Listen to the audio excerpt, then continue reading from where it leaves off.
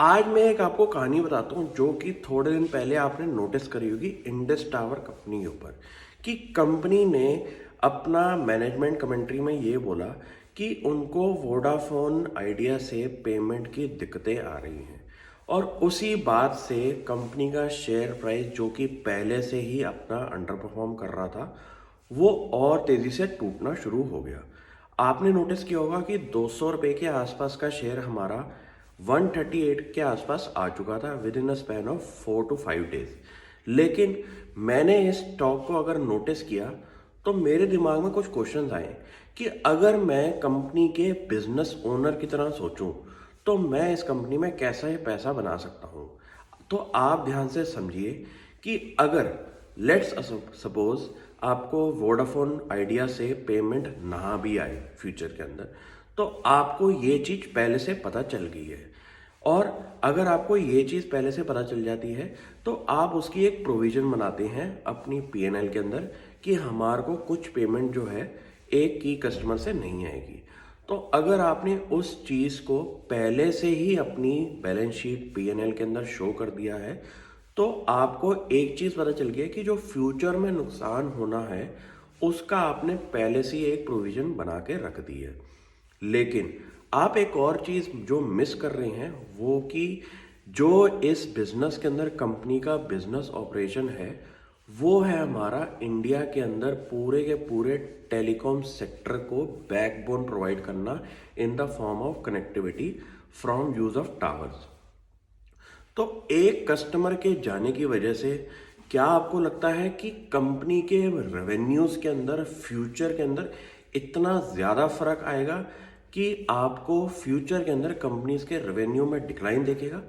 ये हो सकता है कि शॉर्ट टर्म में थोड़ा बहुत इसका इम्पैक्ट आए, लेकिन लॉन्ग टर्म के अंदर क्या होगा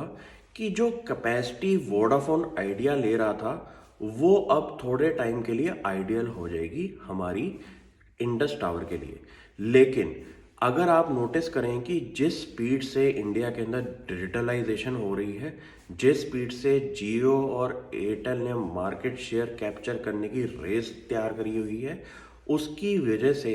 मुझे लगता है कि इंडस टावर का फ्यूचर के अंदर रेवेन्यू जो है वो ज़रूर बढ़ेगा, क्योंकि जो डिमांड सप्लाई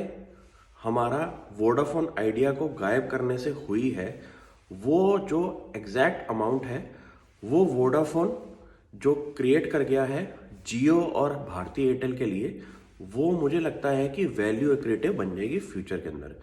क्योंकि अब इंडस टावर को इंडिया की दो दिग्गज कंपनीज एज अ कस्टमर पे ही फोकस करना पड़ेगा।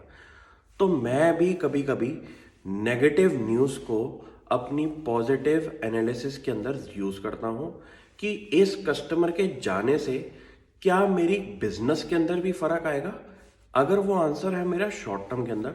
तो वो आपको शेयर प्राइस के अंदर दिखाई देगा, लेकिन उसका आंसर अगर लॉन्ग टर्म में नहीं है तो फ्यूचर में कंपनी हमेशा ग्रोथ में ही रहेगी। क्योंकि जो भी बिजनेसमैन धंधा खोल के बैठा हुआ है और उसका एक की कस्टमर मार्केट से उतर जाए तो ऐसा नहीं होता है कि उसका धंधा ही बैठ जाएगा,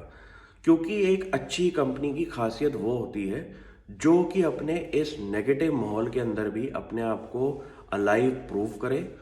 और सस्टेनेबली अपने आप को स्ट्रॉन्ग इतना बना दे कि वो फ्यूचर में ऐसे कॉन्सिक्वेंसेस को फेस करने के लिए रेडी है। तो मुझे लगता है कि इंडस टावर की बैलेंस शीट और उनका बिजनेस के अंदर इतना दम है कि वो ऐसी सिचुएशन को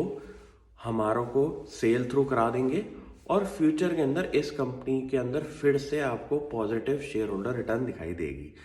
तो ये एक मेरी थीम है जिस पे मैं रेगुलरली काम करता हूँ, क्योंकि हमेशा नेगेटिव न्यूज़ की वजह से अगर अच्छी खासी कंपनी अगर टूट जाए तो उसका रीज़न ढूंढना बहुत ज़रूरी है और एक बिजनेस एनालिसिस करके आप एक नंबर पे आ सकते हैं कि ये कस्टमर के जाने से कंपनी के बिजनेस में फ्यूचर के अंदर लॉन्ग टर्म में कोई इम्पैक्ट नहीं आना चाहिए। Thank you.